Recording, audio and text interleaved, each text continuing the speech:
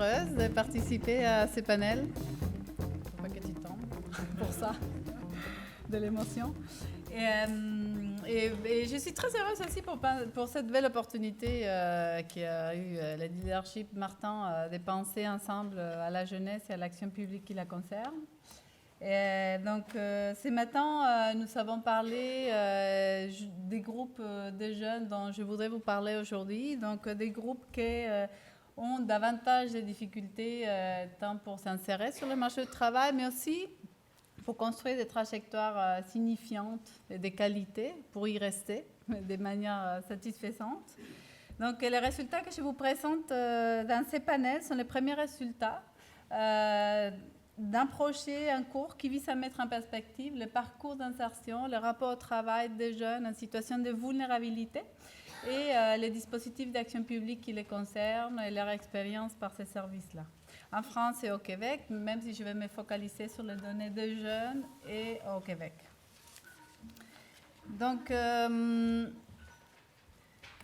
dans ce projet, nous sommes allés chercher des jeunes dits vulnérables, donc des jeunes qui cumulent des difficultés sur le marché du travail. Mes collègues de ce matin, ils ont fait du chemin pour montrer même des statistiques de pourquoi là-dedans on peut retrouver des jeunes immigrants, des jeunes en situation de décrochage, des jeunes autochtones aussi et des jeunes ruraux. On n'en a pas parlé, mais ça fait partie des populations que j'étudie, que nous étudions dans ces projets.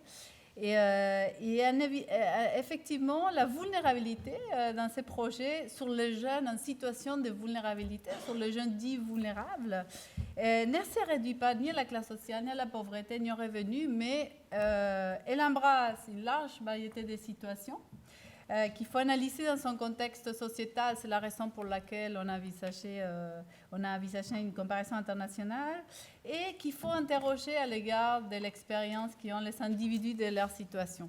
C'est pour ça qu'à différence des présentations qu'on vient de voir ce matin ou de ma collègue Céline, je vais parler de tous ces jeunes un peu ensemble et des traits communs qu'on a retrouvés par la recherche qu'on a réalisée. Puisque dans la définition de la vulnérabilité, pour nous, est important cette idée d'aller interroger les jeunes qu'on appelle vulnérables eux-mêmes sur qu'est-ce que c'est la vulnérabilité. Dans ces projets, nous sommes donné l'objectif justement de demander aux jeunes non seulement la représentation de leurs expériences d'emploi, mais aussi justement ce que la vulnérabilité signifie pour eux. Donc, nous sommes partis du constat que les jeunes ont une vision de leurs problèmes, de leurs besoins. Je pense qu'on l'a entendu beaucoup ce matin. Et donc, ils peuvent avoir aussi une vision des solutions qui pourraient les toucher, les satisfaire et pourraient répondre à ce qui en ont besoin à différents moments du parcours. Donc, pour cette recherche, le point de vue des jeunes constitue une posture méthodologique. C'est pour ça qu'on a fait aussi des entretiens individuels avec des jeunes, mais aussi une posture qui considère la jeunesse et les jeunes comme des acteurs de leur parcours. Que c'est un constat partagé avec mes deux collègues aussi co-titulaires de la chaire jeunesse, de les faire participer parce qu'on y croit qu'on peut trouver des clés, des solutions à leurs problèmes en leur interrogeant, en leur faisant participer dans nos recherches. Donc, l'analyse du projet québécois, je ne vais pas approfondir non plus la méthodologie, mais ces gens-là, ils sont des choses communes. Donc, plus de la moitié à l'aide sociale. On parle d'une cinquantaine de jeunes dont je vais vous parler aujourd'hui, puisque l'autre cinquantaine, c'est les cas français que je ne vais pas aborder. C'est des gens que nous avons tous recrutés par des organismes qui sont entre 18 et 28 ans. Il y a plus ou moins la moitié de jeunes et d'hommes dans les panels, avec une qualification, il y a une erreur, une qualification assez variable. La plupart sont qualifiés pour le marché du travail parce que très peu d'expérience, absence de diplôme et très peu et parfois manque de compétences, un peu d'employabilité qu'on appelle. Mais ils ont ces caractéristiques en commun, avec des exceptions, surtout pour les jeunes immigrants récents. Donc, notre population, et quand je vais vous parler, je vais parler des jeunes immigrants récents au Québec, des gens en situation de décrochage, des jeunes ruraux, des résidents dans des milieux ruraux et des jeunes autochtones qui ont participé à l'enquête. Mais je vais passer aux résultats. Et c'est la chose qui nous intéresse le plus. Alors, premier résultat. en interrogeant ces jeunes, on s'est rendu compte que la définition qu'ont ces jeunes de la vulnérabilité est profondément liée à l'inactivité professionnelle et scolaire. Donc, nous sommes partis avec un projet qui allait interroger sur l'emploi, où on a intégré un gros module sur qu'est-ce que c'est très vulnérable, qu'est-ce que c'est la fragilité, qu'est-ce que c'est la sensibilité aussi. Et on a retrouvé un lien très fort entre l'inactivité professionnelle, scolaire, comme définitoire, comme un facteur déclencheur de la vulnérabilité dans leur parcours du point de vue des jeunes.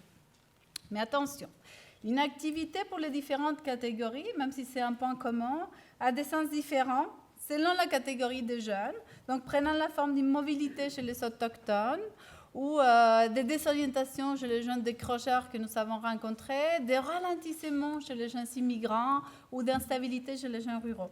Donc l'inactivité pour les jeunes autochtones impliquait de rien faire, un moment plutôt d'arrêt du quotidien dans un ensemble d'activités qui comptent aussi pour l'emploi, même si ce n'est pas de l'emploi salarié.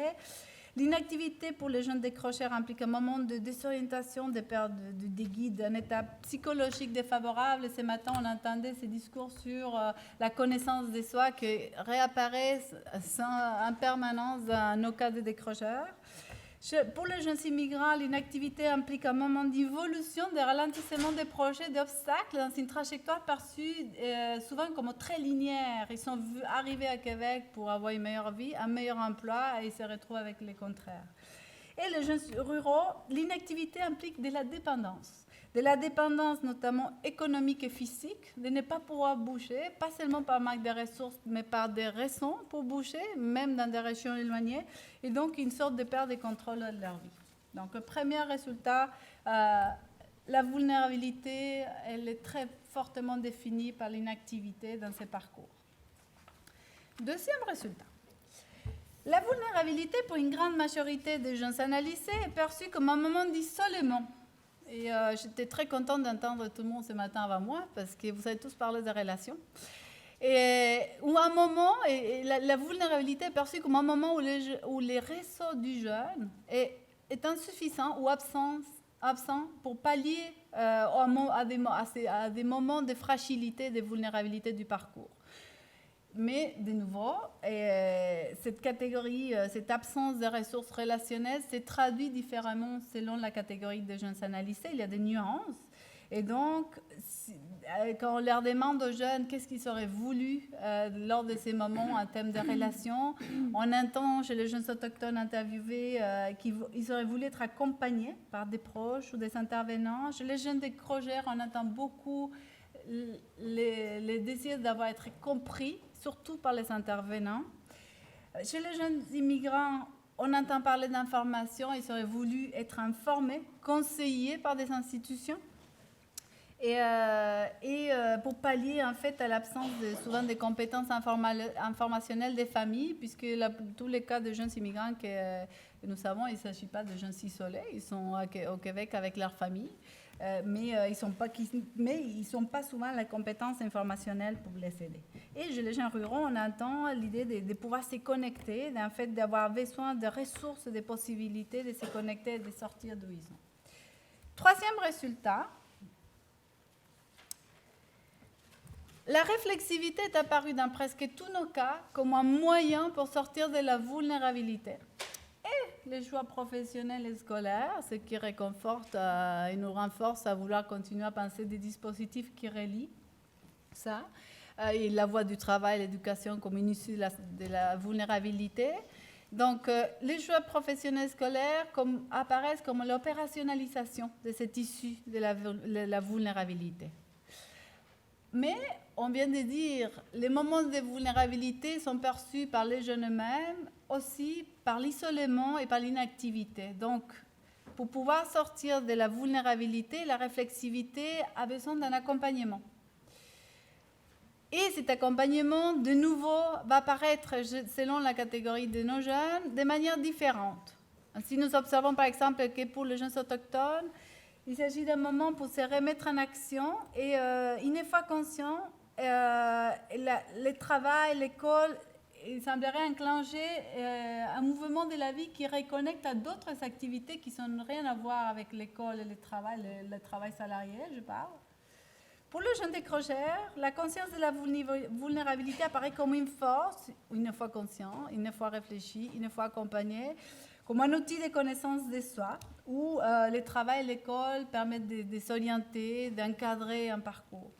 Pour le jeune immigrant, la vulnérabilité apparaît comme un apprentissage pour accepter le nouveau contexte, pour apprendre à s'adapter, pour aussi laisser tomber des objectifs professionnels, souvent, une sorte de résilience et adaptation. Le travail ou l'école permettent d'avancer, d'avoir du contrôle de la trajectoire, un contrôle qu'on perd en arrivant dans ces contextes où on ne sait pas bien à qui aller demander de l'aide.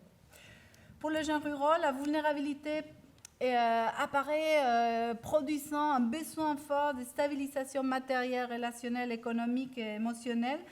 Et plus le travail que l'école, pour cette population, apparaît comme un moyen de se stabiliser. C'est un discours sur la stabilité qu'on retrouve. Moi, je travaille beaucoup sur le rapport de travail dans toutes les catégories de jeunes. On les retrouve très souvent, mais chez les jeunes ruraux, chez les autres groupes, on ne les trouvait pas autant que chez les jeunes ruraux. Quatrième résultat. Les relations. Donc, si la vulnérabilité de nouveau est perçue comme par l'isolement et par l'inactivité, s'activer et se faire accompagner devient une porte dessus, une sortie pour pouvoir avancer, surmonter les moments de fragilité et de vulnérabilité. Et donc, les liens qui sont tous ces jeunes dits vulnérables avec leur entourage proche, mais aussi les institutions jouent un rôle clé dans la perception de l'issue et dans l'issue de la vulnérabilité, la suite du parcours d'accompagnement. Et contrairement à l'idée qu'on s'est fait de ces jeunes-là, ce qu'on retrouve nous dans nos cas, et nos collègues français, ils ont retrouvé la même chose, on associe tous ces jeunes-là, ces catégories de jeunes, à une situation de confinement, d'isolement objectif, d'absence de relations. Et en fait, l'analyse qu'on a faite de tous ces cas, on a montré qu'en fait, déjà, les parcours se construisent avec une multitude de relations. Des relations de toutes sortes. Des relations avec la famille, la fratrie, les amis, la communauté, les intervenants, les institutions. Parfois, des relations qu'on veut éviter, d'autres des relations qui inspirent et qui font avancer. Et ces relations ont la caractéristique d'influencer de manière différente les choix et les aspects du parcours. Certaines de ces relations vont venir à nous aider à faire un choix de travail ou à suivre un modèle d'activité. D'autres relations vont influencer des parcours de formation, comme les parents pour les jeunes immigrants. D'autres relations vont permettre de définir des critères d'emploi ou avoir un accès à l'emploi, ainsi que d'autres relations, ils vont permettre plutôt accéder à l'emploi. Mais ces jeunes-là aussi ils ont un rapport avec les institutions, et c'est là qu'on retrouve toutes sortes de relations, un continuum du recours au non-recours à l'aide sociale, du recours satisfaisant, très souvent dans nos catégories, mais aussi un recours insatisfaisant par la non-obtention des ressources sollicitées ou parce que les biens reçus ne répondent pas aux besoins des jeunes, du recours contraint, non-recours contraint, par dénigrement de ses propres capacités exprimées par des raisons psychologisantes, peur, honte, manque de confiance en soi, des non-recours contraints par la complexité des démarches administratives, du non-recours délibéré par les mauvaises expériences des jeunes dans les services aussi, ou par un lien difficile avec les intervenants, par la non-adhésion au principe de l'offre ou par la non-adhésion aux valeurs qui sont à la base des services qui mobilisent une solution, ainsi que du non-recours par méconnaissance ou désinformation. Comme j'ai des panneaux devant moi, je ne veux pas donner plus d'exemples, mais il y a une différence selon la catégorie des jeunes.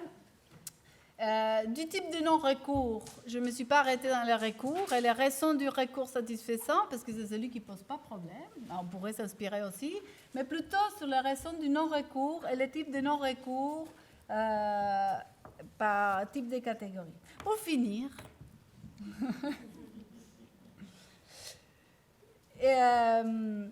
donc les résultats que je vous présente aujourd'hui montrent Tout d'abord, que les sources de vulnérabilité ne sont pas toujours ni seulement là où on croit.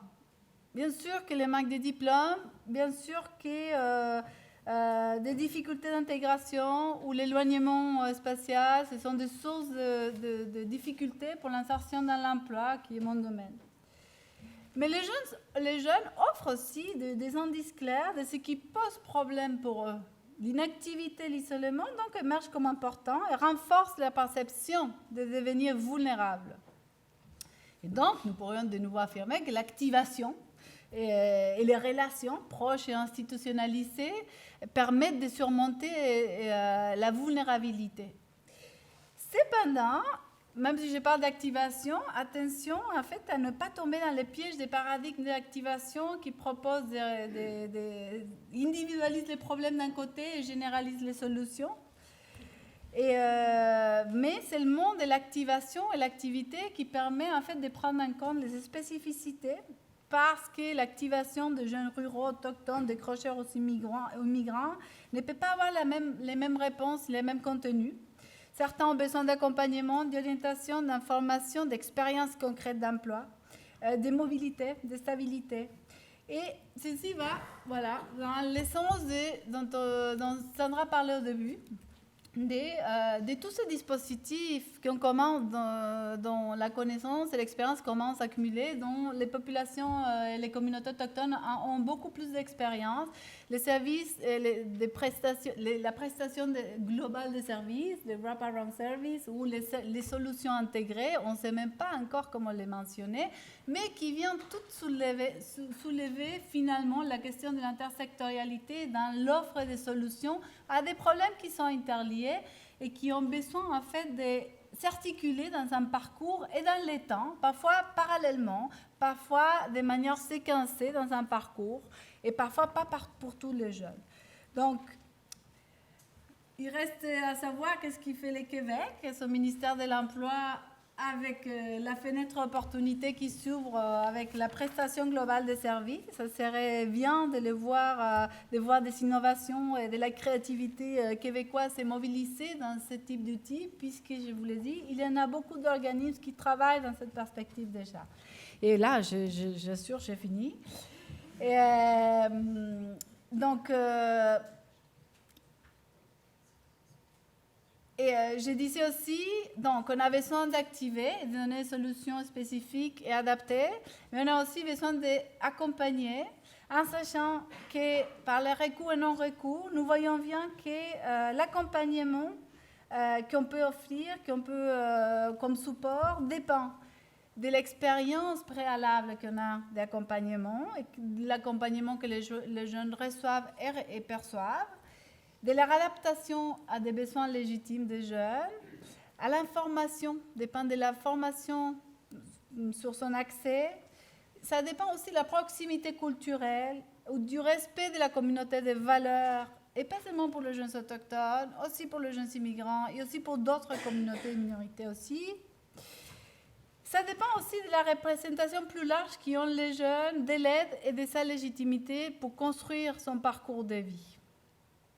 Donc, ce résultat, et du coup, je finis avec ça, nous amène encore et encore à réfléchir et à inventer, à renouveler et à attraper toutes ces expériences qui pensent la flexibilité, mais de nouveau, dans une globalité, une continuité de services pour la jeunesse.